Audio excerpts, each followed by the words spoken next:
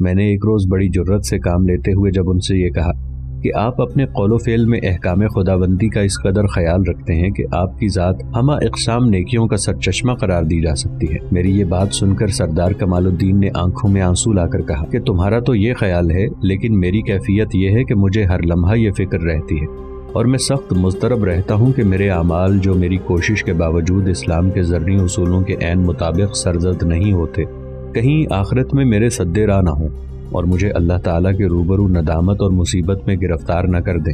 سردار کمال الدین کی زبانی یہ الفاظ سن کر میری تو آنکھیں کھل گئیں اور میں نے خیال کیا کہ واقعی اللہ سب سے بڑا ہے اور یہ اللہ کے انسانوں کو عطا کردہ سچے مذہب اسلام ہی کا کرشمہ ہے کہ ایک ایسا پاک طینت انسان بھی جس کا ہر قول و فعل اسلام کے عین مطابق ہے، اپنی نیکیوں اور اچھائیوں پر مغرور ہونے کی بجائے کسر نفسی سے کام لیتا ہے اور اپنی ذات کو اسلام کے سانچے میں زیادہ سے زیادہ ڈھالنے میں کوشاں ہے۔ اس کے بعد میں اپنے قومی تعصب کو ترک کرنے پر مجبور ہوئی اور یہ بات میری سمجھ میں آ گئی کہ ایک نظام جس کے ہندو نمائندے ہیں دیمک زدہ اور بوسیدہ ہے، اور دوسرا نظام جسے مسلمان پیش کرتے ہیں زندگی سے ہم آہنگ ہے اور انسان کو پاکیزہ اور متمدن زندگی بسر کرنے کا درس دیتا ہے۔ اس کے بعد میں نے اسلام قبول کیا۔ اب میری زندگی، میری عبادت اور میری موت سبھی کچھ خدائے وحدہ لا شریک کے لیے ہے، اور میں نے کسی کو بھی خواہ وہ پیغمبر ہو یا ولی اللہ تعالیٰ کا شریک نہیں ٹھہرایا۔ سردار کمال الدین بلا شک و شبہ ایک پاکیزہ اتوار نیک نفس انسان ہے، مجھے بھی ان کے مکمل حالات سے آگاہی حاصل نہیں ہے۔ راجکماری نے کہا، مگر وہ حالات جو تم نے ابھی ابھی بیان کیے ہیں اگر درست ہیں تو ان سے پتہ چلتا ہے کہ کمال الدین ایک دنیا دار مذہبی انسان ہے، جو ایک بالکل نئی، مشکل اور عجیب بات ہے۔ اس کے ساتھ ہی مجھے یہ بھی کہنا چاہیے کہ اگر کمال الدین پر یہ اثرات اسلام نے مرتب کیے ہیں تو واقعی اسلام اللہ تعالیٰ کے انعامات میں سے ایک انعام ہے جو انسانوں کو عطا ہوا ہے۔ میں نے آپ سے جو کچھ بیان کیا ہے اس کا ایک ایک حرف درست ہے۔ عورت نے کہا، میں ایسی بے سمجھ نہیں ہوں کہ سردار کمال الدین کے متعلق آپ سے غلط بیانی کروں، کیونکہ میں واقف ہوں کہ آپ کو بظاہر طویل عرصے تک یہاں مقیم رہنا پڑے گا، اور اس دوران لازماً آپ سردار کمال الدین کی روز و شب کی مصروفیات اور عادات و اطوار سے واقف ہو جائیں گی اور خود سے ان کے طرز عمل کا بھی جائزہ لیں گی۔ اس صورت احوال کے تحت میں ان کے بارے میں جھوٹ بول کر خود کو آپ کی نظروں میں ایک دروغ گو ذلیل عورت کی حیثیت سے پیش نہیں کر سکتی، میں ہرگز یہ سوچ بھی نہیں سکتی۔ راجکماری نے کہا کہ تم نے مجھ سے غلط بیانی کی ہے۔ پھر قدر توقف کے بعد راجکماری نے مسکراتے ہوئے کہا، بہن، تم اگرچہ اسلام قبول کر چکی ہو لیکن تم پر تمہارے پرانے مذہب کی صداقت اور راست بازی کا کچھ نہ کچھ اثر تو اب بھی باقی ہوگا۔ میں اپنے پرانے مذہب کی حقیقت سے آپ کی بنسبت زیادہ باخبر ہوں۔ عورت نے کہا، لیکن بہتر یہی ہے کہ اب ہم مذہبی گفتگو کو ختم کر دیں۔ آپ چونکہ اسلام کی حقانیت، صداقت اور اس کے زرعی اصولوں سے قطعی ناواقف ہیں، اس لیے آپ جو چاہیں کہیں، میں اس سلسلے میں خاموش رہوں گی۔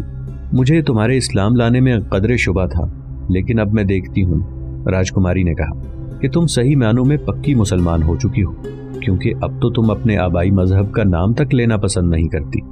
برا نہ مان جانا، میرے خیال میں تمہیں اپنے آبائی مذہب سے اس قدر بے اعتنائی ظاہر نہیں کرنی چاہیے۔ اپنے آبائی مذہب کا نام لینے میں کوئی حرج نہیں، عورت نے کہا، مگر میں یہ ضرور کہوں گی کہ مذہبی معاملے میں زیادہ خوش فہمی کسی طرح بھی مناسب قرار نہیں دی جا سکتی۔ چلیے ہم یہ قصہ ختم کرتے ہیں، آپ کا مذہب آپ کو اور میرا مذہب مجھے مبارک۔ اچھا، اب آپ میرٹھ کے تازہ حالات بیان کریں تاکہ کچھ وقت ماضی کی یادوں میں گزر جائے۔ راجکماری مسکرا کر بولی، اب تمہارا میرٹھ سے کوئی واسطہ نہیں رہا۔ اگر بھگوان ہندوؤں کو فتح نصیب کرتا اور تم میری طرح بحیثیت قیدی مجھ سے ملتی تو میرٹھ کے حالات سے آگاہی حاصل کر کے تمہارا کچھ وقت ماضی کی یاد میں گزر جاتا۔ اب تم ماضی کو کیا خاک یاد کرو گی؟ آپ تو عجیب ظریفانہ مزاج کی مالک ہیں، عورت نے کہا۔ آپ کی حالت تو یہ ہے کہ آپ گرفتار ہیں، رنج و غم میں مبتلا ہیں، مگر آپ کی زندہ دلی کا وہی عالم ہے جو آزادی میں ہوگا۔ پھر بھلا یہ تو سوچئے کہ خدا نہ خواستہ میرے دشمن اگر بحیثیت قیدی ہندوؤں کے ہاتھ آ بھی جاتے تو میں آپ سے میرٹھ کے حالات سن کر خوش ہونے کے لیے کیوں کر مل سکتی تھی، کیونکہ مجھ میں ایسی کوئی خوبی نہ تھی جو مجھے آپ تک پہنچا دیتی۔ اس کے برعکس ہوتا یہ کہ جو حال سارے مسلمان قیدیوں کا ہوتا وہی میرا بھی ہوتا۔ کیا قید ہونے کے بعد تم بھی اپنے اسلام پر قائم رہتی؟ راجکماری نے کہا، اگر تمہارا جواب ہاں میں ہے تو میں کہوں گی کہ میں اس قدر بھی بے وقوف نہیں ہوں کہ تمہاری اس بات کو بھی سچ سمجھ لوں۔ آخر میں بھی تو تمہارے سابق مذہب کی ماننے والی ہوں اور میرا شمار تم میں ہی ہوتا ہے۔ غضب خدا کا، اگر تمہارا یہ خیال ہے، عورت نے کہا، کہ میں قید کی تکلیفوں سے گھبرا کر اسلام کو ترک کر دیتی تو تم نے یہ بچکانہ بات کی ہے، یا تم مجھ سے دل لگی کر رہی ہو؟ یہ تمہاری نادانی کا بیان ثبوت ہے کہ تم ایسا سمجھتی ہو۔ میں کسی کے ظلم و ستم سے گھبرا کر اسلام نہیں لائی، نہ میں نے قید و بند کی تکلیفوں سے اسلام قبول کیا ہے۔ میں بارضا و رغبت اپنی خوشی سے اسلام لائی ہوں۔ اسلام کی حقانیت نے میرے دل اور میری روح کو اپنے قبضے میں لے لیا ہے، اور خدا کے اس سچے دین کی صداقت اور اچھائیاں مجھ پر اچھی طرح واضح ہو چکی ہیں، اور مذہب اسلام کی محبت میرے دل و دماغ پر چھائی ہوئی ہے۔ اگر ایک قیدی کی حیثیت سے مجھے میرٹھ لے جایا جائے اور وہاں میرٹھ کی حکومت بھی مجھے دے دی جائے اور کہا جائے کہ میں معاذ اللہ دین اسلام کو ترک کر کے ہندو مذہب اختیار کر لوں، تو میں میرٹھ کی حکومت پر مسلمان کی حیثیت سے قیدی بن کر رہنے کو ترجیح دوں گی۔ اس نو مسلم عورت کی پرجوش تقریر ابھی مکمل نہ ہوئی تھی کہ کمال الدین نے کمرے کے دروازے پر پہنچ کر سکینہ سکینہ کی آوازیں دی۔ یہ سن کر عورت کی زبان سے بے ساختہ لبیک نکلا اور وہ اٹھ کھڑی ہوئی۔ راجکماری نے فوراً اس کا ہاتھ پکڑ کر کہا کہ کیا تمہیں پکارا جا رہا ہے؟ اس نے کہا جی ہاں، مجھے پکارا گیا ہے۔ یہ سن کر راجکماری بھی اٹھ کھڑی ہوئی اور سکینہ کے ہمراہ کمرے کے دروازے پر آ گئی۔ راجکماری، کیا تم اب تک بیدار ہو؟ سردار کمال نے کہا۔ سوئی نہیں، میں نے کوشش تو بہت کی تھی۔ راجکماری نے کہا کہ کچھ دیر سو رہوں مگر پتہ نہیں میری نیند کون چرا لے گیا ہے کہ نیند میری آنکھوں سے کوسوں دور ہے۔ میں اب تک جاگ رہی ہوں اور ان سے باتوں میں مصروف ہوں۔ میں خود کافی دیر سے الجھن میں گرفتار ہوں۔ سردار کمال نے کہا، اور اس وقت محض یہ دیکھنے آیا ہوں کہ تم جاگ رہی ہو یا سو چکی ہو۔ میں تم سے چند ضروری باتیں دریافت کرنا چاہتا ہوں۔ امید رکھتا ہوں کہ چونکہ تمہارے بارے میں میری رائے اچھی ہے، اس لیے تم مجھے سارا حال سچ سچ بتاؤ گی۔ آپ مجھ پر اعتماد کر سکتے ہیں۔ راجکماری نے کہا، میں آپ کو کوئی غلط بات نہیں بتاؤں گی۔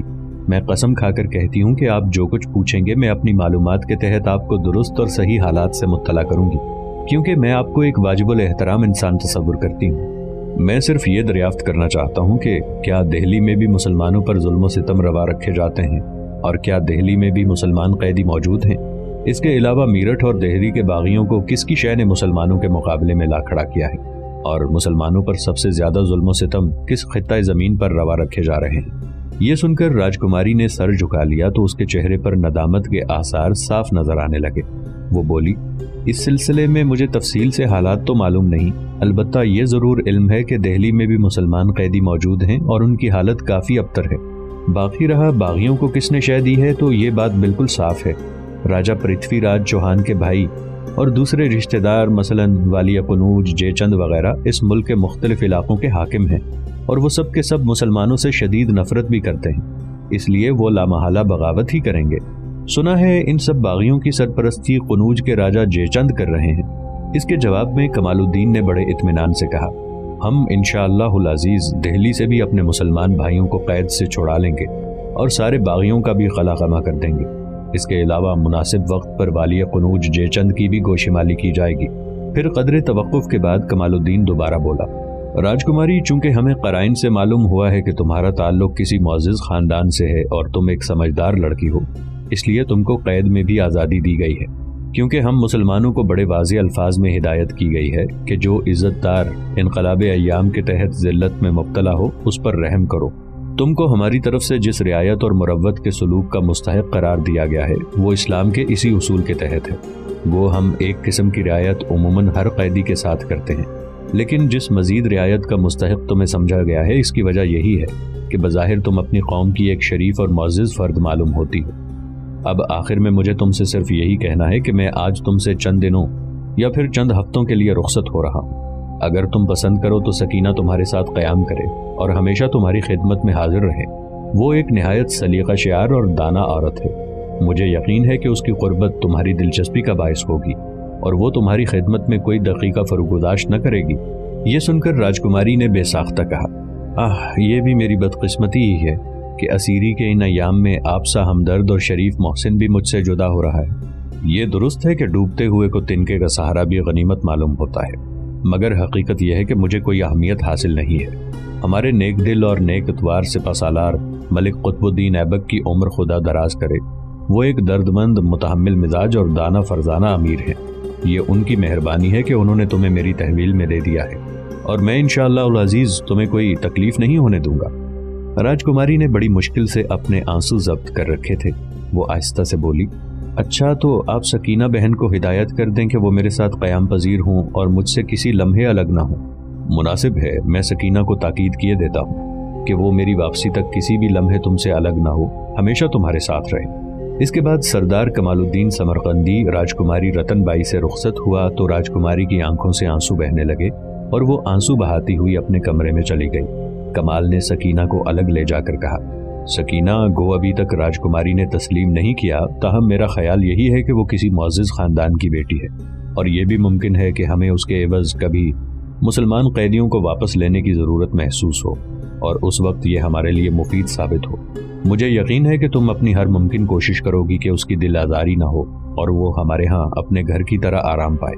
البتہ مسلمانوں کے عسکری حالات اور مالی اور ملکی انتظامات کے بارے میں اگر راجکماری تم سے کبھی کچھ پوچھنا چاہے تو تم خوش اسلوبی سے اس معاملے کو ٹال دینا، اور کبھی بھول کر بھی راجکماری سے مذہبی بحث نہ کرنا۔ اس کے علاوہ بطور خاص اس کا خیال رکھنا کہ میرٹھ اور دہلی کی کوئی ہندو عورت اس سے ملاقات نہ کر سکے، خواہ وہ عورت کوئی بھی ہو، اس کی راجکماری سے ملاقات نہ کرائی جائے، کیونکہ اس ملاقات یا ملاقاتوں کے نتائج اچھے نہیں نکل سکتے۔ باقی تم واقف ہی ہو کہ کس طرح ہوشیار رہو گی اور پوری احتیاط کو ملحوظ خاطر رکھو گی۔ سردار کمال الدین سمرقندی اسی قسم کی چند مزید ہدایات دے کر قصر سے باہر کی سمت روانہ ہو گیا۔ سردار کمال الدین سمرقندی کو قصر سے باہر نکلنے پر معلوم ہوا کہ اس وقت دارالامارہ میں سارے عمائد اور فوج کے اعلیٰ افسر جمع ہیں۔ سردار کمال سپہ سالار قطب الدین ایبک کے پاس گیا اور اس صورتحال کی اطلاع دی۔ قطب الدین ایبک فی الفور روانہ ہوا اور کمال سے باتیں کرتے ہوئے اس وسیع و عریض ہال میں آ گیا جہاں سب لوگ جمع تھے۔ قطب الدین ایبک پر نظر پڑتے ہی سب لوگ تعظیم کے لیے کھڑے ہو گئے، اور جب ایبک اپنی سب سے بلند جگہ پر بیٹھ گیا تو سارے عمائدین اور افسران بالترتیب اپنی اپنی جگہ پر بیٹھ گئے۔ قدرے خاموشی کے بعد سردار کمال نے سپہ سالار قطب الدین ایبک کے اشارے سے حاضرین سے مخاطب ہو کر ایک مختصر سی تقریر کی، جس میں بتایا کہ اس وقت دہلی میں بھی مسلمان قیدی موجود ہیں اور ان کی حالت ابتر ہے۔ علاوہ عظیم باغیوں کی روز افزوں بڑھتی ہوئی سرگرمیوں کا سبب یہ ہے کہ یہ پرتھوی راج چوہان کے بھائی بند اور دوسرے رشتہ دار ہیں جنہیں مسلمانوں سے شدید نفرت ہے، اور ان باغیوں کی سرپرستی قنوج کا راجہ جے چند کر رہا ہے۔ سردار کمال الدین نے کچھ راجکماری سے سنا ہوا حال اور کچھ اپنی معلومات سے اخذ کردہ حالات ایسے مؤثر الفاظ میں بیان کیے کہ سننے والے سخت مضطرب نظر آنے لگے۔ اسلامی غیرت نے سارے مسلمانوں کے دلوں میں قومی حمیت و حمایت کی تازہ روح پھونک دی، اور ان کی رگوں میں خون کی رفتار تیز سے تیز تر ہوتی گئی، اور وہ میدان جنگ میں دشمن کفار سے دو ہاتھ کرنے کے لیے بےتاب ہو گئے۔ سارے فوجی افسروں نے بالاتفاق سپہ سالار قطب الدین ایبک سے درخواست کی کہ سب سے پہلے قنوج کے راجہ جے چند کو اس کی سازشوں اور باغیوں کو شہ دینے کے سلسلے میں سزا دی جائے اور بلا تاخیر قنوج پر حملہ کر دیا جائے۔ اس کے بعد دہلی کے راجہ اور دوسرے باغیوں کا قلع قمع کرنے کے لیے ان پر حملہ کر دیا جائے۔ افسروں کا کہنا تھا کہ وہ اسے اسلامی بھائی چارے اور انصاف اور مروت کے خلاف سمجھتے ہیں کہ وہ چند شہروں اور قلعوں کی فتح پر مطمئن ہو کر مزے سے ہاتھ پر ہاتھ دھرے بیٹھے رہیں، اور ہندو راجاؤں کے علاقوں میں مسلمانوں پر ظلم و ستم کے پہاڑ ڈھائے جائیں اور انہیں قیدی بنا کر ذلیل و خوار کیا جائے۔ ملک قطب الدین ایبک نے اپنی فوج کے افسروں کی پرجوش تقریر سن کر اظہار مسرت کیا اور ان کی ہمت اور حوصلے کی داد دیتے ہوئے کہا، مجھے تم سب لوگوں کی اس رائے سے اتفاق ہے کہ سب سے پہلے جے چند والیہ قنوج پر حملہ کر کے اسے قرار واقعی سزا دی جائے، لیکن میرا سردار کمال الدین سمرقندی مجھے اس اقدام سے روکتا ہے۔ اس کی رائے یہ ہے کہ ہمیں سب سے پہلے دہلی پر حملہ کر کے اس علاقے اور آس پاس کے مسلمانوں کو تحفظ دینا چاہیے، اور اس کے بعد قنوج کی طرف رخ کرنا چاہیے، کیونکہ کمال سمرقندی کے خیال میں ہندوستان میں قنوج کو بڑی اہمیت حاصل ہے۔ قنوج کا راجہ ہندوستان کا عظیم ترین حکمران تسلیم کیا جاتا ہے، اور ایک وسیع و عریض علاقے پر اس کی فرما روائی کا سکہ چلتا ہے۔ والی قنوج جے چند ہی نے میرٹھ کے راجہ کو ساتھ ملا کر بغاوت پر ابھارا تھا۔ اب میرٹھ کے راجہ کی شکست سے وہ اور بپھر گیا ہے، اور اس نے پرتھوی راج کے بیٹے کو، جس نے خود اپنی جان کے عوض دہلی کی سلطنت سلطان غوری کے حوالے کی تھی، سرکشی کی ترغیب دی ہے۔ اسے گوالیار، بدایوں، اودھ اور بہار تک کے راجاؤں کی امداد حاصل ہے۔ اب وہ مسلمانوں سے قریبی طور پر خطرہ محسوس کر کے جنگ کی تیاریاں کر رہا ہے۔ ترائن کی بڑی جنگ میں شکست کھانے کے بعد اب ہندو پوری قوت سے اٹھیں گے اور زیادہ لشکر اور ساز و سامان کے ساتھ جنگ کریں گے۔ ملک قطب الدین ایبک قدر خاموشی کے بعد دوبارہ بولا، میرے سردار کمال سمرقندی کی رائے ہے کہ ہمیں جے چند کی جنگی تیاریوں کی خبر سلطان محمد غوری کو غزنی بھیجنی چاہیے، اور سلطان کی رکاب میں رہ کر قنوج کے راجہ کو لڑائی میں شکست دینی چاہیے۔ میری رائے میں سردار کمال سمرقندی کا یہ مشورہ نہایت مناسب ہے۔ ہمیں اس پر عمل کرنا چاہیے اور سلطان محمد غوری کی آمد ہندوستان سے قبل جہاں تک ممکن ہو دوسرے باغیوں پر حملہ کر کے ان کی بیخونی کے کام میں مصروف رہنا چاہیے، کیونکہ سلطان کی آمد سے قبل طویل مدت تک جنگ کو ملتوی رکھنا اور بیکار پڑے رہنا یقیناً بزدلی کی بات ہے۔ یہ کہہ کر ملک قطب الدین ایبک نے سردار کمال الدین سمرقندی کی طرف دیکھا تو کمال نے اپنی جگہ پر کھڑے ہو کر کہا، میری ناقص رائے میں اس وقت قنوج پر حملہ کرنے کی بجائے ہمیں دہلی کے راجہ کی خبر لینی چاہیے۔ محترم سپہ سالار کی اجازت سے آج ہی ایک قاصد غزنی بھیج دیا جاتا ہے۔ قاصد کے غزنی پہنچنے کے بعد انشاءاللہ تعالی حضور سلطان محمد غوری جلد سے جلد ہندوستان کی طرف روانہ ہو جائیں گے اور ہمیں حسب ضرورت کمک مل جائے گی۔ اس دوران جے چند والیہ قنوج نہ تو آسمان کی بلندیوں میں غائب ہو جائے گا اور نہ زمین کی اتھاہ گہرائیوں میں غرق ہو جائے گا، اور نہ قنوج سے چند روز جنگ کو ملتوی رکھنے سے ہم کفار سے جہاد کرنے کے دعووں میں باطل قرار پائیں گے۔ نہ تو ہم میں کوئی تبدیلی واقع ہو جائے گی اور نہ ہمارا سچا جوش و خروش غفلت کی نیند سو جائے گا۔ موجودہ حالات میں ہمارے لیے مناسب یہی ہے کہ دہلی پر حملہ آور ہوں اور کفار کے اس ٹھکانے کو ختم کر کے دہلی کے مسلمانوں کو تحفظ دیں۔ گو ہمارا دشمن قریب ہے اور قوی بھی ہے، لیکن ہمیں اپنے خدا کی مدد و حمایت پر بھروسہ کرتے ہوئے دہلی پر حملہ کر دینا چاہیے۔ اگرچہ فوج کے افسروں اور عمائدین کا جوش سردار کمال الدین سمرقند کی اس تقریر سے کم نہ ہوا، لیکن آخر کار بالاتفاق قطب الدین ایبک کے تمام اہل الرائے اور خود ایبک نے اس حقیقت کو تسلیم کر لیا کہ بحالت موجودہ سلطان محمد غوری کے بغیر قنوج پر حملہ کرنا خود کو خامخواہ ہلاکت کے خونخوار دریا کی نظر کرنا ہے۔ چنانچہ سردار کمال کو اجازت دے دی گئی کہ وہ بلا تاخیر ایک معتبر قاصد کو سلطان محمد غوری کی خدمت میں بھیج کر قنوج کی صورتحال سے آگاہ کرے اور دہلی پر چڑھائی کے لیے فوج کے ساتھ کل الصبح میرٹھ سے کوچ کر دے۔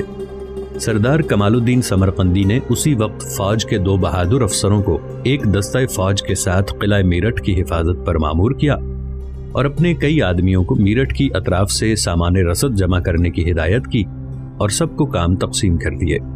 مجلس برخاست ہونے سے قبل سردار کمال نے ایک ہوشیار بہادر اور معتبر قاصد کو ایک خط کے ساتھ سلطان محمد غوری کی خدمت میں روانہ کر دیا۔ خط میں ہندوستان کی صورتحال اور راجہ جے چند والیہ قنوج کی مذموم سرگرمیوں کا مفصل حال درج تھا اور سلطان سے استدعا کی گئی کہ وہ کفار کی سرکوبی کے لیے ہندوستان تشریف لائیں۔ ملک قطب الدین ایبک کے معتمد سردار کمال الدین سمرقندی نے اپنے آدمیوں کی وساطت سے دن بھر میں اطراف سے سامان رسد بھی جمع کر لیا اور جنگی ساز و سامان بھی فراہم کر لیا۔ پھر سردار کمال کا رات کا زیادہ حصہ ملک قطب الدین ایبک کے ساتھ صلاح مشورے میں گزرا اور نماز فجر کی ادائیگی کے بعد قطب الدین ایبک کا لشکر میرٹھ سے دہلی کی طرف روانہ ہوا۔ 1192 عیسوی کی ایک صبح ملک قطب الدین ایبک کا لشکر میرٹھ سے روانہ ہو کر منزلیں مارتا ہوا دہلی کے قریب پہنچ گیا۔ دہلی کے والی نے، جو پرتھوی راج کا بیٹا تھا، خود میں مقابلے کی سکت نہ دیکھی تو قلعے میں محصور ہو کر بیٹھ گیا۔ قطب الدین ایبک نے قلعہ دہلی کا محاصرہ کر لیا اور اس کی فوجیں مناسب مقامات پر مورچے قائم کر کے بیٹھ گئیں۔ قطب الدین ایبک کی فوج نے قلعے کا محاصرہ کر رکھا تھا کہ محصورین نے ایک روز قلعے کا دروازہ کھول کر مسلمانوں پر حملہ کیا۔ ایک جیش کا سالار سردار کمال الدین سمرقندی مقابلے کے لیے آگے بڑھا اور محصورین کو شکست دے کر لوٹ جانے پر مجبور کر دیا اور خود بھی اپنے سپاہیوں کے ساتھ ان کے پیچھے پیچھے قلعے کے اندر پہنچ گیا۔ وہ لڑائی میں اس قدر محو تھا کہ اسے بالکل خبر نہ ہو سکی کہ وہ اپنے 4-5 سپاہیوں کے ساتھ قلعے کے اندر ہے اور اس کا پورا جیش باہر رہ گیا ہے۔ لیکن وہ اس صورتحال سے گھبرایا نہیں، اپنے 4-5 ساتھیوں کے ہمراہ قلعے میں لڑتا رہا۔ ہر طرف سے اس پر تیروں اور پتھروں کی بارش ہوتی رہی اور اس کے ساتھی جانبازی کے جوہر دکھا رہے تھے۔ جلد ہی اس کے جیش کو پتہ چل گیا کہ ان کا سالار قلعے میں 4-5 رفیقوں کے ہمراہ کفار سے جنگ آزما ہے۔ کمال سمرقندی کی جمع مردی کی اس جگانہ مثال نے ساتھیوں میں ایسا جوش پیدا کر دیا کہ وہ ہر خطرے سے بے پرواہ ہو کر لڑتے مرتے مارتے قلعے کے اندر داخل ہو گئے۔ قطب الدین ایبک کو اس صورتحال کا علم ہوا تو وہ کمال کے جیش کی مدد کے لیے پہنچ گیا اور قلعے میں داخل ہو کر بڑی مردانگی سے لڑا۔ کچھ دیر کی لڑائی کے بعد ایبک نے دشمن فوج کے ایک مضبوط مورچے پر ایک زبردست حملہ کیا جس میں اس کا گھوڑا مارا گیا اور وہ خود موت کے منہ میں پہنچ گیا۔ عین اس حالت میں ایک سپاہی نے اپنا گھوڑا پیش کر دیا۔ تھوڑی ہی دیر میں دشمن فوج کا سپہ سالار مارا گیا اور دشمن کا لشکر میدان کارزار سے بھاگ نکلا۔ کفار بڑی تعداد میں تحت اب ہوئے۔ قطب الدین ایبک نے دہلی کی فتح کے بعد دہلی کے آس پاس کے علاقوں پر قبضہ کر لیا اور دہلی کے قریب واقع اندر پرست کو اپنی حکومت کا صدر مقام بنا لیا۔